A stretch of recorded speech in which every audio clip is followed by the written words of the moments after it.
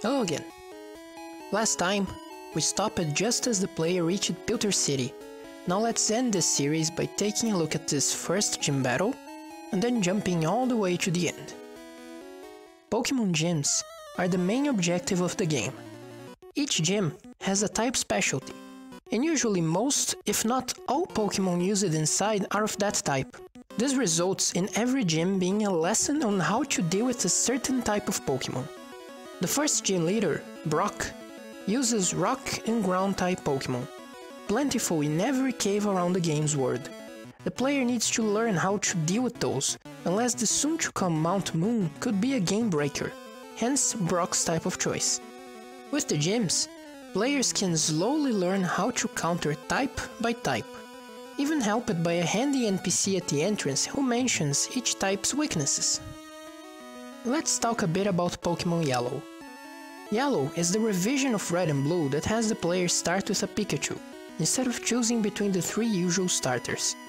Yellow also revised a few Pokémon's movesets, and that's what brings us to Double Kick.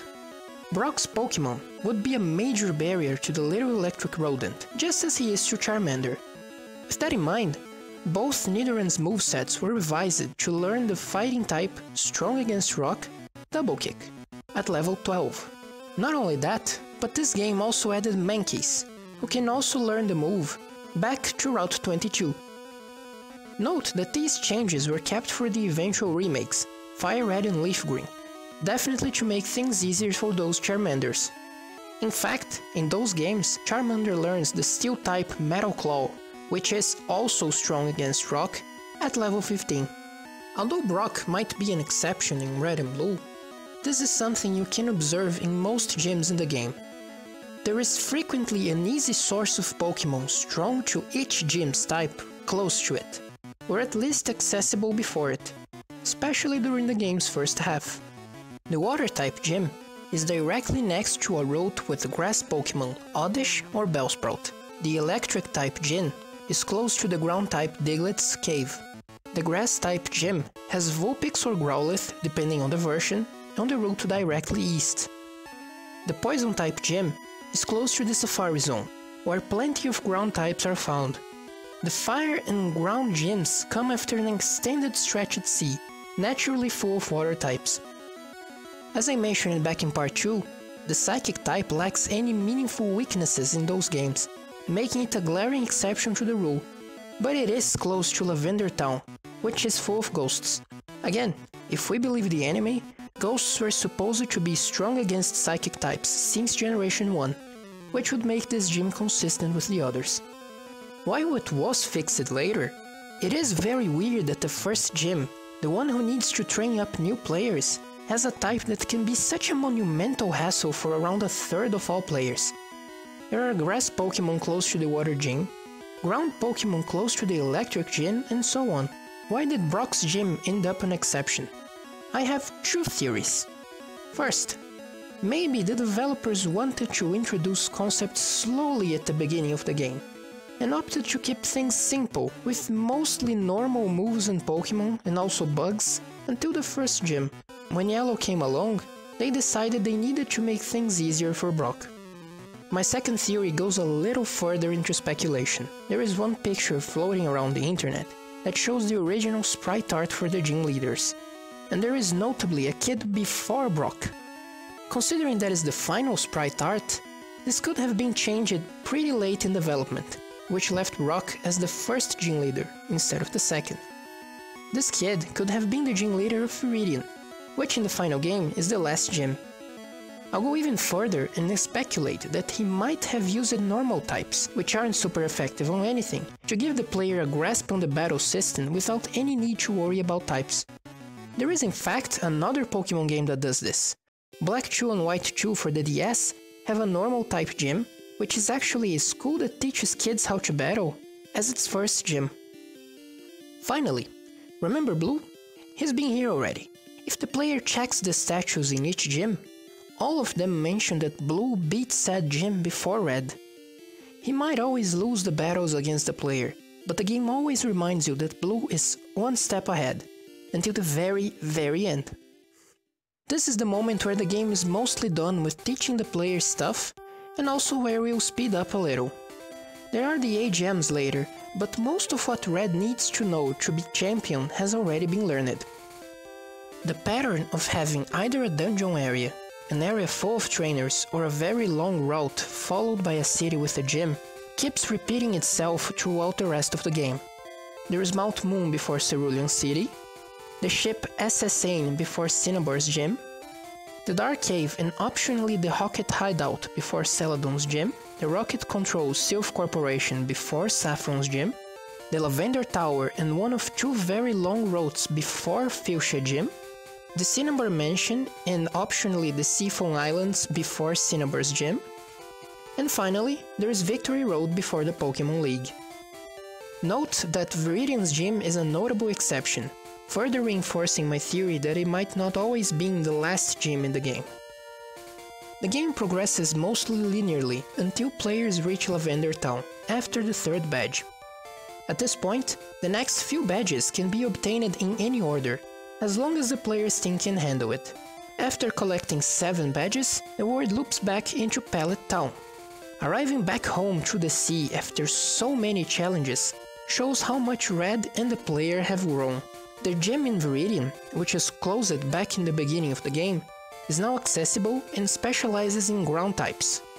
There is, however, a surprisingly high number of Pokémon who aren't ground type here. At this point, the player is expected to be able to deal with different Pokémon types, hence the increased challenge.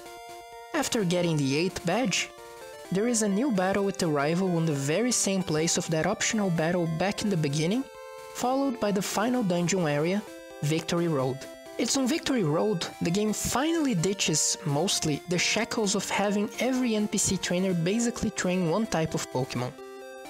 The cool trainers found here, in later games renamed to Ace Trainers, have strong teams with multiple types, forcing players to adapt. Finally, Red reaches his final challenge, the Elite Four.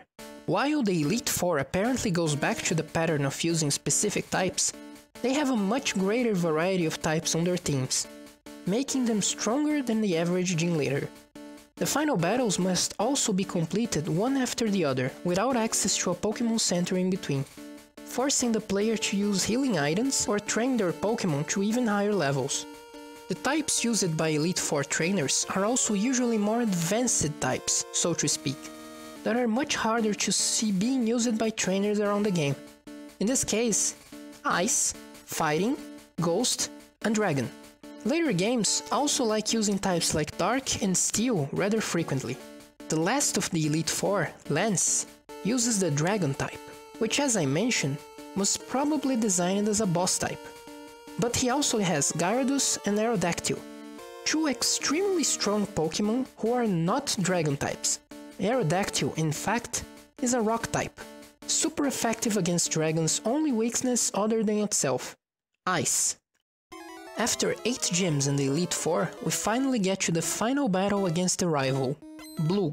Having the first and final battles of the game be against the same trainer is a great way to bookend the game. And this is the battle where players must use everything they learned to win. Blue does not have a particular type, and his team is composed of some of the strongest Pokémon in the game.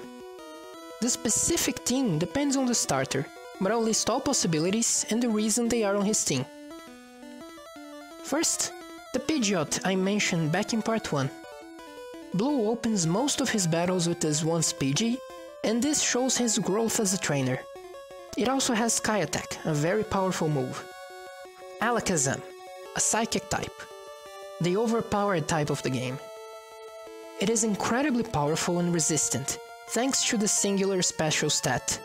The barrier of entry for this Pokémon is the fact it can only be obtained by trading a Kadabra with a friend, which also works as the game subtly saying, "See this amazing Pokémon? You can have it, just play with your friends." Rhydon, a ground rock type. This is one of the very strong Pokémon found on the Safari Zone I mentioned before. Hard to find and incredibly sturdy. If Blue's starter wasn't a Squirtle, there's Gyarados. It's one of the game's strongest Pokémon, and it evolves from the extremely common Magikarp. The challenge in this case is not finding a Magikarp, but evolving it. as it's the weakest Pokémon in the game and takes a lot of experience to evolve at level 20. Remember Rattata's evolution pattern? Magikarp is the absolute opposite. If his starter wasn't a Charmander, there's Arcanine. It has the highest base stats of any non-legendary fire type, and can only be obtained after evolving a Growlithe with a Firestone. If said Growlithe is evolved before level 50, however, it will only know the weak fire type move Ember. Note that this is the case with Blue's Arcanine, because this game only pulls enemy moves from that specific Pokémon's level up moves list, meaning this Arcanine could not have any move that it doesn't learn already as an Arcanine. If the starter wasn't Bulbasaur, Blue has an Exeggutor, yet another child of the Safari Zone. While Exeggutor's initial form is rather easy to find there, it learns very few moves by itself and requires a Leaf Stone to evolve. Finally, there is the final form of Blue's starter, the highest level trainer Pokémon, at level 65. As you know, the barrier of entry here is the fact that starters are limited to 1 per game. As you can see, all those very strong Pokémon have some sort of barrier of entry, except for Pidgeot, which is clearly the weakest in terms of stats. You're not gonna get any of those very easily. The Pokémon in Blue's team are all near the top of the ladder or at the very top for Gyarados in terms of total base stats, at least when you remove legends. Blue's team is built to be an image of one of the strongest non-legendary teams possible in the game. Finally, I can talk about a conclusion I got to after replaying those games. Generation 1 has some glaring balancing issues, such as the Psychic type, Dragon type, and Chansey. But here's the thing. Those balancing issues mostly only affect multiplayer. The only Dragon trainer is the penultimate boss, which is designed to be hard. The Psychic Gym is a mid-level challenge, and the player can easily be overleveled for it. And there is not a single Chansey in the hands of an NPC trainer. The conclusion I got to was, the battle system of Pokémon Red and Blue was designed considering the single-player experience. When you look at those games with this view, it becomes clear how there are such glaring balancing issues when considering multiplayer. I'm not saying the multiplayer was an afterthought, but the designers were clearly focused on the single-player battling aspect and on the multiplayer trading aspect, and probably didn't spend a lot of time balancing the multiplayer battling. It's worth noting that Pokémon Red and Blue had a very rocky development period that spanned about 5 years, meaning some corners probably had to be cut. The team that developed those games clearly had the collection aspect as one of its biggest priorities. When Professor Oak hands players the Pokédex at the beginning of the game, he doesn't mention the main objective of defeating gym leaders in the league, but he does mention making a full encyclopedia of all the world's Pokémon.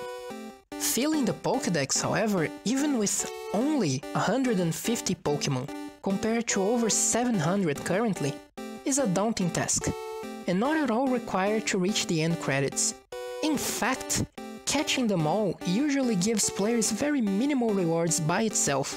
The thrill of collection is its own reward. There isn't a mainline Pokémon game that is not a portable title. Sure, there are a few spin-offs, but the main versions stay on Nintendo's portable consoles to this day. Besides obviously being the biggest system sellers they have, these games have always been created with the social aspect in mind. Besides not being able to get the other 2 starter Pokémon in the same game, there's also a handful of Pokémon that are exclusive to either Pokémon Red or Blue, plus a few situations where you have to choose between one of 2 Pokémon. There are also 4 Pokémon that only evolve to their final forms when they're traded with someone else. Still, the game never requires trading with other players until full completion is desired. In fact, as a way of making solo players' lives easier, those 4 Pokémon which only evolve by trade are still pretty good on their second forms. Even more, remember how Pokémon that use stones to evolve learn completely different moves when evolved? The trade evolutions are the opposite situation. They all learn exactly the same moves at exactly the same levels. This means that whenever there is an opportunity to trade with another player, you can trade them without fear of losing a move. As an extra incentive for trading, All Pokémon caught originally by other players receive 50% extra experience in battle, making some harder to train Pokémon like the Dragons and Magikarp much more attractive to trade, even if they are found in all versions. With Blue's defeat, the game is over, and so is this much longer than expected analysis on it. Pokémon has come a long way in 20 years, but has kept the core of the games, and much of what I've mentioned can be observed throughout the whole series. There is of course much more that can be said about the Pokémon games, especially on how they evolved throughout the years. But while I'll certainly make more videos about those games, I'll leave that for the future. Thank you very much for watching this all the way to the end. Come back next week for the final part of my Undertale analysis, and stay tuned for even more analysis on other games. In fact, if you have any suggestions of games I could look at, leave a comment, I might end up doing it. If you liked the series, please consider subscribing or sharing whatever you want. Thanks again, and until next time.